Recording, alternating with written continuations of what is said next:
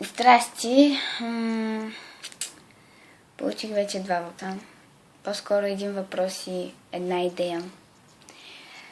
Въпросът е от Сиско Такворян и той е защо момичетата са курви. Сиско, нека ти обясня нещо като момиче, че никоя момиче не се ражда такава. Въпросът е кой как ще я нарани, кой под какво ще я подложи, за да те тръгне по грешния път, да не може да има самочувствие, да бъде уверена в себе си, да прави глупости и така. Зависи според средата, в която живее. Не всички момичета са такива. Просто не знам как да ти отговоря на въпроса и как да се поставя в твоето положение. Не знам защо мислиш така. Дали е заради някоя твоя бивша приятелка или просто това ти се е набило на очи.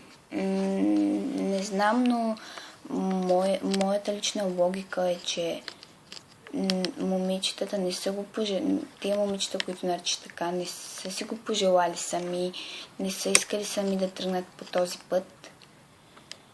Просто така, по такова напрежение, в такава ситуация ги е поставил живота.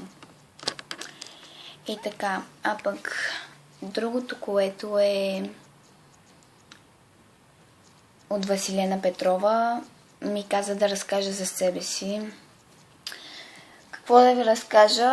На 15 години съм. От Русе съм, имам приятел, имам добра компания, обичам си приятелите, обичам си семейството, живея с баба ми, с сестра ми, поради твърде лични причини, които не смятам, че са за този влог. И така, ако нещо повече ви интересува, с радост ще отговоря на въпросите. Благодаря. Чао!